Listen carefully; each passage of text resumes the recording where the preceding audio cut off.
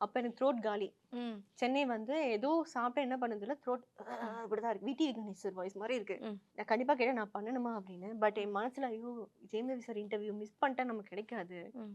அப்ப போனேன். போயிட்டு நான் சொல்லிட்டேன் ஃபர்ஸ்ட் சார்ட்ட. சார் என் ம். வாய்ஸ் கொஞ்சம் ப்ராப்ளம் ஆயிடுச்சு. அதெல்லாம் இல்லம்மா நீங்க பொறுமையா பேசுங்க. நான் பொறுமையா ஆன்சர் பண்றேன். ரொம்ப டவுன் டு எர்த்தா நடந்துக்கிட்டாங்க. எங்க டீம் அழகா ரிசீவ் பண்ணாங்க. ரொம்ப மோஸ்ட் மெமரபிளான ஒரு இன்டர்வியூ. First interview. நைஸ். ம். செகண்ட் வந்து ராதா ரவி சார். ம். அந்த மனுஷன பார்த்து பயப்படாதவங்க யார் இருக்காங்க? ம். எல்லாருக்கும் அவர பார்த்தாலே ஒரு ஆமாம். பயம் இருக்கும். ஏன்னா, அவங்களோட கேரக்டர், அவங்களுடைய ஓப்பனா பேசுற விஷயம் வந்து எல்லாருக்குமே ஒரு பயம் இருக்கும். நானும் அப்படி ரொம்ப பயந்து, பயந்து நடுங்கி, நடுங்கி போனேன். ஆனா, நான் இத எத்தன எத்தன பேர் ஒத்துப்பாங்கன்னு தெரியாது. ஆனா, போயிட்டு அந்த மொமெண்ட்ல இருந்து, அந்த இன்டர்வியூ முடியிற வரைக்கும் ரொம்ப கம்ஃபர்ட்டா இருந்தது. நைஸ். எந்த இடத்துலயுமே அவருடைய அந்த கோவத்தையோ, அந்த எல்லாரும் சொல்லுவாங்கல்ல, அவர் ரொம்ப தப்பா பேசிடுவாங்க. அந்த மாரி விஷயம் வரவே கிடையாது. எங்க டீமே அழகா ரிசீவ் பண்ணாரு, பேசினாங்க.